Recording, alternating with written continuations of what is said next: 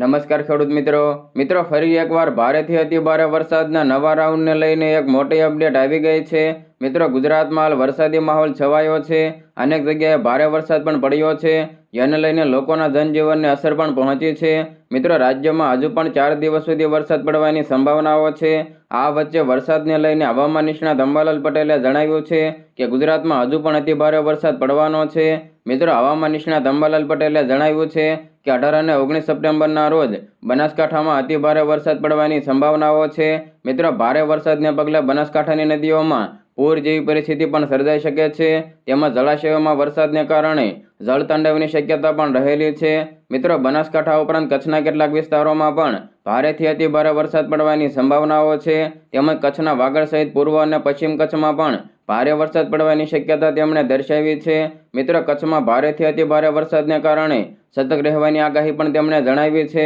મિત્રો તેમણે વધુમાં જણાવ્યું છે કે કચ્છના રાપર, ભચાઉ, ગાંધીધામ, અંજાર, આદિપુર, માંડવી, જખો, નખત્રાણા અને ભુજમાં પણ વરસાદની શક્યતાઓ છે। આ ઉપરાંત થરાદ, વાવ, ઇકબાલગઢ, તખદલગઢ, કાંકરેજ, સુઈગામના ભાગોમાં પણ વરસાદની શક્યતાઓ છે। આ સાથે જામનગરના કેટલાક વિસ્તારોમાં પણ ભારેથી અતિ ભારે વરસાદની શક્યતા તેમણે દર્શાવી છે।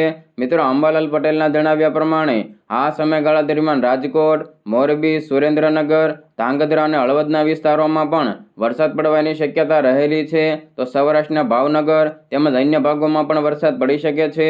મિત્રો તેઓએ વધુમાં જણાવ્યું છે કે આગામી 23 અને 24 સપ્ટેમ્બર સુધી દક્ષિણ સૌરાષ્ટ્રના ભાગોમાં મેઘમહેર રહેવાની છે, તેમજ આ સમયગાળા દરમિયાન મુંબઈ અને મહારાષ્ટ્રના ભાગો સહિત દક્ષિણ ગુજરાતમાં ભારે વરસાદની શક્યતાઓ છે।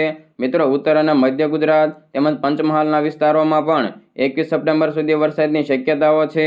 વધુમાં તમને જણાવી દઈએ કે ગુજરાતમાં છેલ્લા 2 દિવસથી વરસાદી માહોલ જામ્યો છે। રાજ્યના અનેક જિલ્લાઓમાં મેઘરાજા મન મૂકીને વરસી રહ્યા છે। હવામાન વિભાગની આગાહી વચ્ચે વહેલી સવારથી રાજ્યના અનેક તાલુકામાં વરસાદ વરસ્યો છે। મિત્રો ગુજરાતમાં સાંજે 4 વાગ્યા સુધીમાં 191 તાલુકામાં વરસાદ નોંધાયો છે, જેમાં જૂનાગઢ જિલ્લાના વિસાવદર તાલુકામાં આભ ફાટ્યું છે। મિત્રો વિસાવદરમાં સૌથી વધુ 11 ઇંચ જેટલો વરસાદ વરસ્યો છે અને જળબંબાકાર જેવી પરિસ્થિતિ પણ જોવા મળી છે। મિત્રો રાજ્યના 67 તાલુકા એવા છે કે જ્યાં 1 ઇંચથી લઈને 6.5 ઇંચ જેટલો વરસાદ વરસ્યો છે। મિત્રો જૂનાગઢના વિસાવદરમાં 11 ઇંચ જેટલો વરસાદ નોંધાયો છે, જેને કારણે પોપરડી નદી 2 કાંઠે વહેતી થઈ છે। મિત્રો વિસાવદર પંથકમાં વરસાદથી ખેડ પંથકની મુશ્કેલીમાં વધારો થઈ શકે છે।